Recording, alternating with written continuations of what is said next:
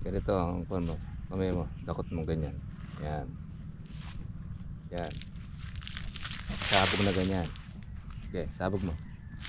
Yan. Sige pa. Yan. Ganon. Huwag sa puno, basta dito sa pagitan na yan. Yan. Madalawang dakot ang combo dito kasi sa palibot na yan. Lahat yan puro pa diretso guys. Sige pa. Huwag puro isang lugar, ikakalat mo siya dahil kalat na yung ugat niya. Yan. Yeah. Puro ganyan, lahat ng linya na yan hanggang doon sa may dulo, puro gano'n. Dala-dalawa. Okay. Okay, yan. Sige. Sige pa. Bawat puno ganun din. Sige pa.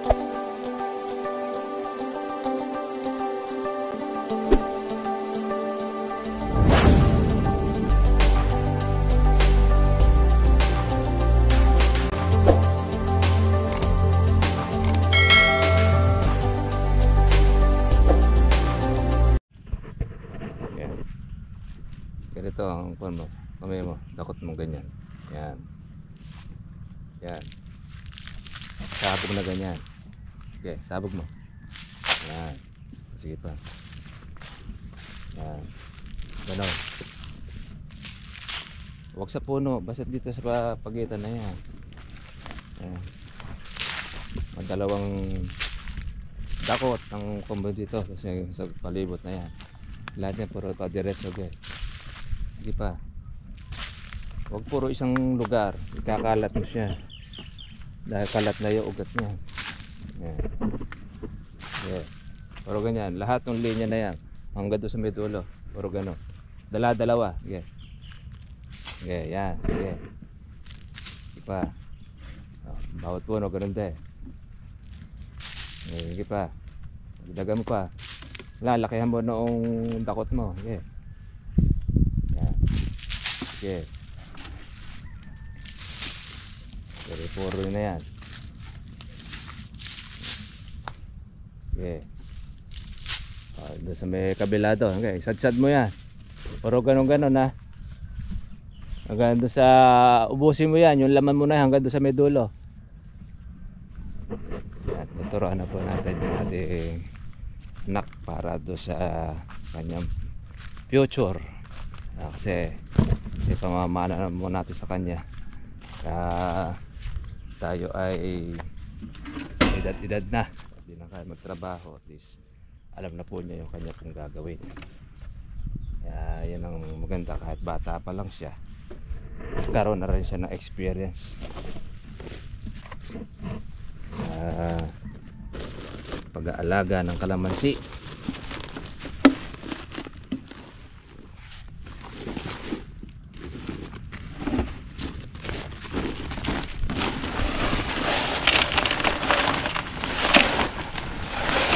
Para po mabilis lumaki ang ating pang November, lagyan na po natin siya ng ating organic fertilizer. Ito ay puro, wala tayong kahalo, mga katribya.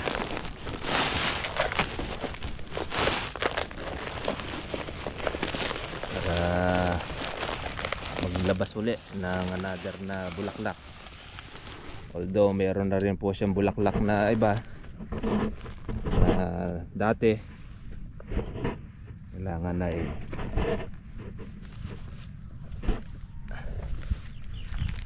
okay.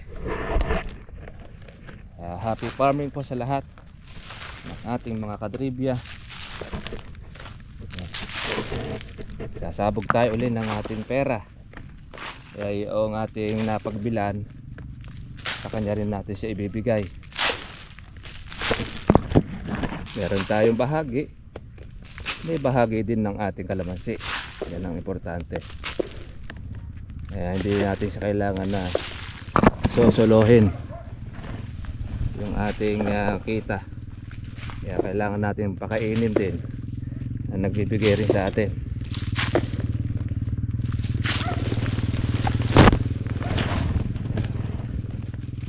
Basa po ang kalamansi dahil umulan po kahapon. gabi, kaya lang ay hindi naman siya ganun kalakas.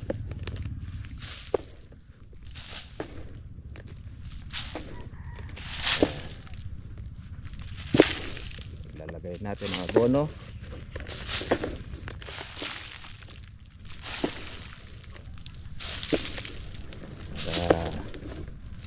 Karoon ulit tayo ng panibagong set ng pagpapabunga.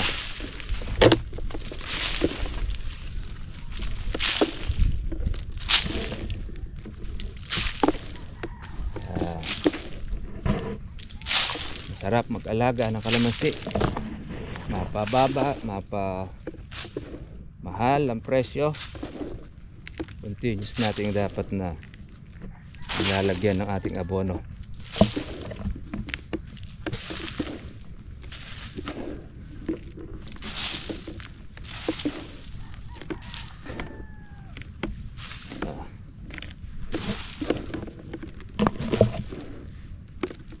Tapos natin ng paglalagay ng abono sa ating kalamansi, lalagyan naman natin ito ng ating herbicide.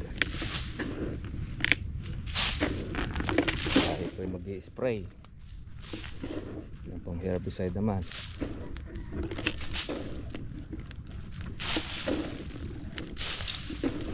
Ganda po ng abono natin na ito. Kahit malagay sa dahon, hindi nakakaluto ng dahon. Hindi kagaya ng synthetic, hindi po pwedeng malagay sa dahon. Maluluto ang inyong kalamansi. Kaya naman ingat na ingat ka. Ito, kahit malagay, walang problema. Dahil siya ay organic. Walang masamang epekto. Di pagkos ay maganda pa sa ating kalamansi.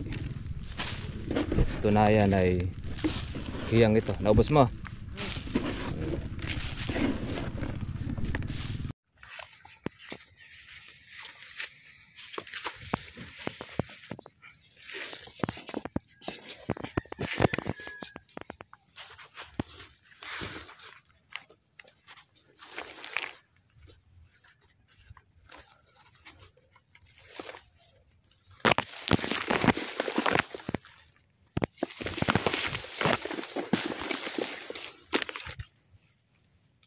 Huwag ka maglalagay dyan sa pinakatarangkahan, sa pinakatapakan mo. Dapat sa dyan lang mo ilalagay yan. Yan, yan. Huwag mo isasama ito dahil pag magpapatubig, hindi makukuha niyan. Okay. Pasabog ang gawin mo. Kailangan natin ng ating siya ay alam na niya yung kanyang gagawin sa pag-aalaga mansi. At bata pa po, dapat ay sanay na natin.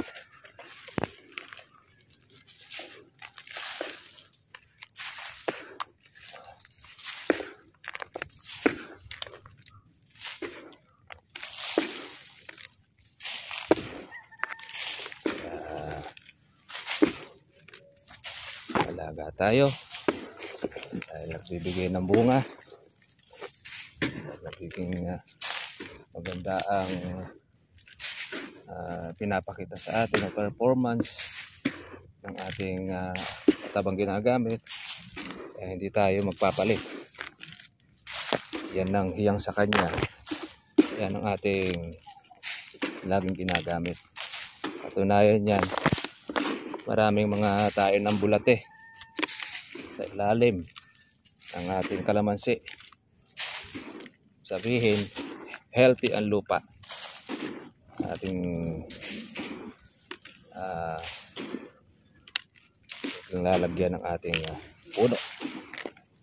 Kapag yan ay acidic, ay walang ganong mga tayo ng bulate ang lalabas.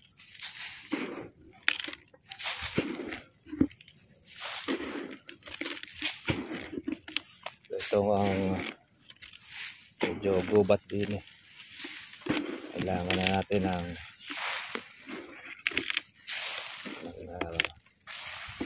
herbicide.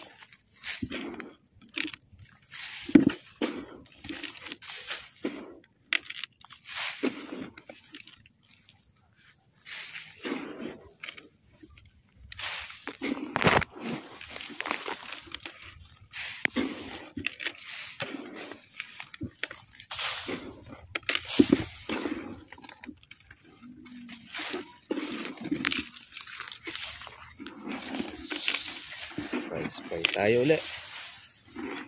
Itong pang herbicide. Dito may bagay. Pangtanggalin tayo. Pati damo tumataba sa organic natin. Katribya.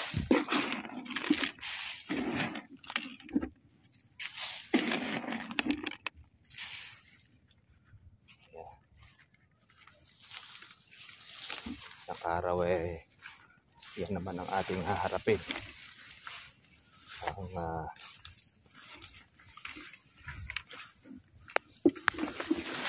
tanggal ng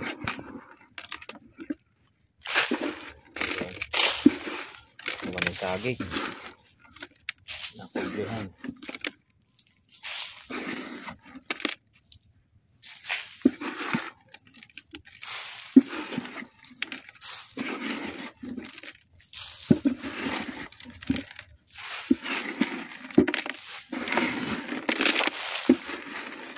Healthy. Pati damo natin ay healthy.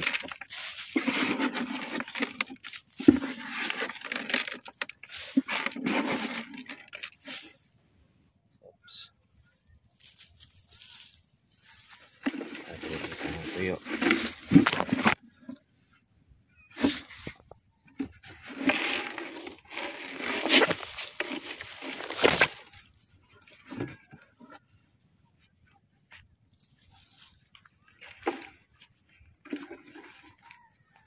Tanggal na rin natin ang ating tuyo, mga katripya. Yan po yung punggos. Agapan na lang natin ng alis para hindi po siya kumalat. Ayan, ang dami pong mga buko. Tapos mga bulaklak pa. Ayan, papakita ng mga katripya po yung kulimlim. Kaya nasamantala natin ang paglalagay ng ating abono para hindi na tayo magpapatubig, mga katripya.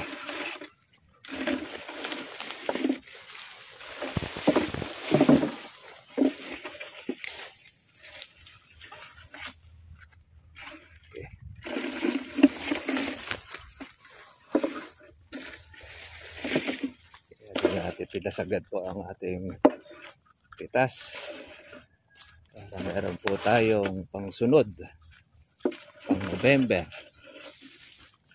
review.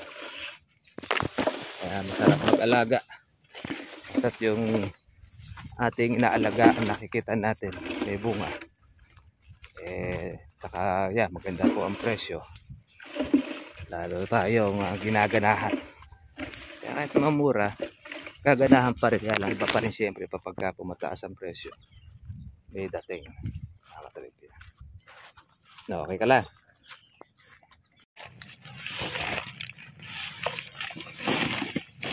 Yan, kalahati lang muna. Okay, baliktad. Dapat yung may hawakan, yun yung kaliwa. Kaya hawak mo yung pakaliwa, yung pangkanan mo, yung pansabog mo. Yan. Oh, sa kabila.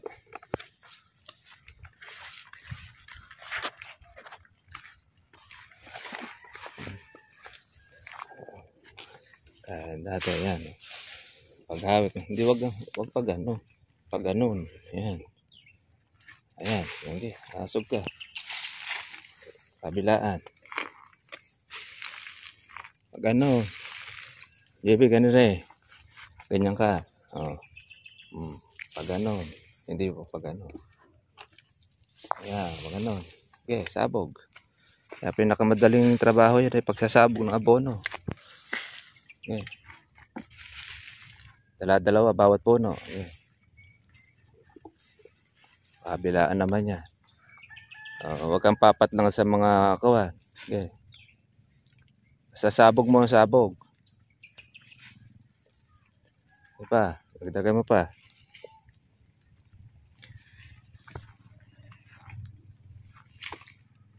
Basta't yung kuha mo na yan ha, lakihan mo yung dakot mo. Malalaki na yung puno ng kalamansi, kaya kailangan mo ng kuwan siya. Ayan, maambon-ambon na mga katribya. Ulan-ulan. Ating anak. Turuan. Pag-aalaga ng ating kalamansi.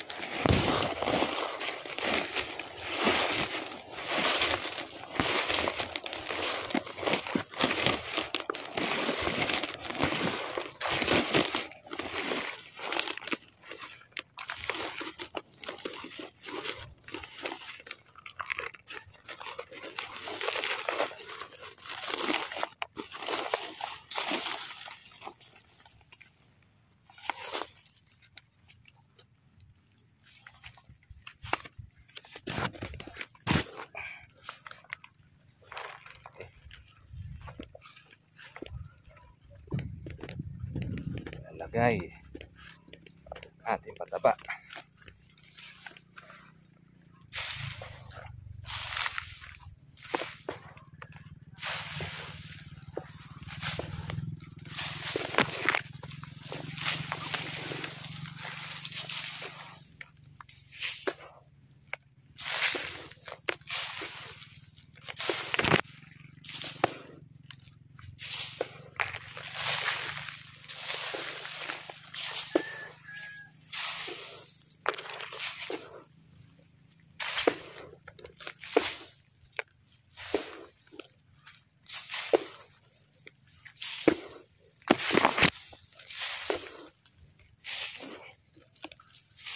Okay tayo. Mga bulaklak. Araw ay spray naman tayo mga katribya.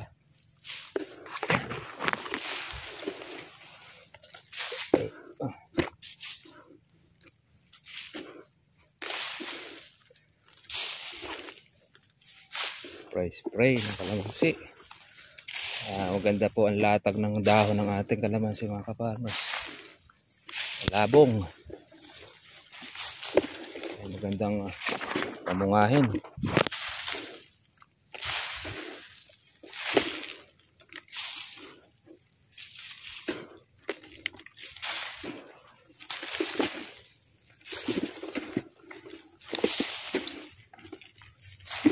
Ganda.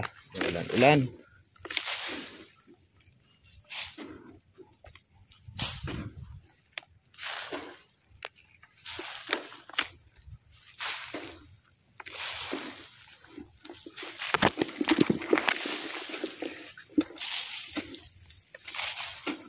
Dito sa ating kalamansi, makakapulot pa tayo mga katribya po ng mga 1 hanggang 2 red bag. Kung 2-3 na ang kalamansi ngayon, maka 2 red bag ka, 4-6. Napakagandang pang-alaga. Ganda ng presyo. Susulit ang inyong pang-alaga.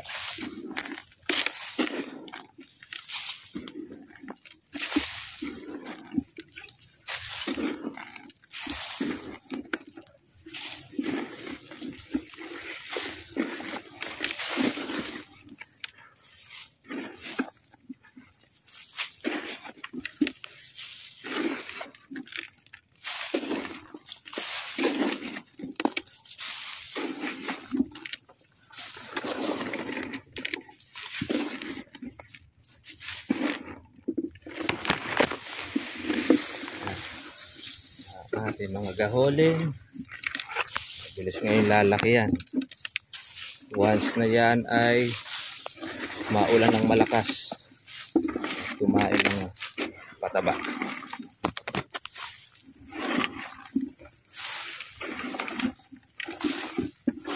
Maging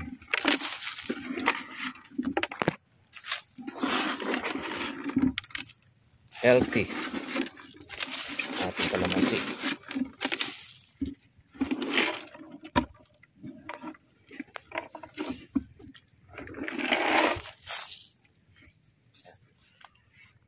Okay.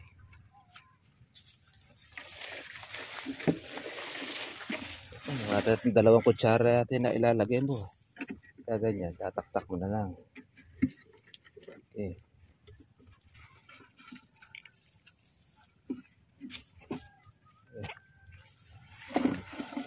Check nga natin yung lagay mo.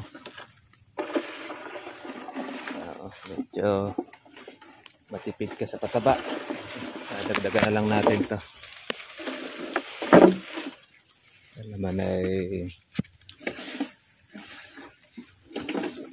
ako naman siya.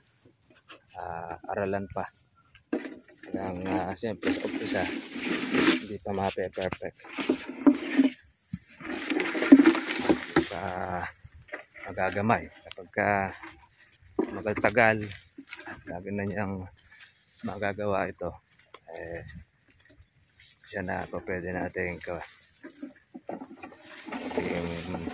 trabaho. Kasi paghahanda natin doon sa kalahating hektarya na ibinigay sa kanila ng kanilang lola. Kaya tinetrain na po natin dito para at least ay alam na niya yung kanyang gagawin.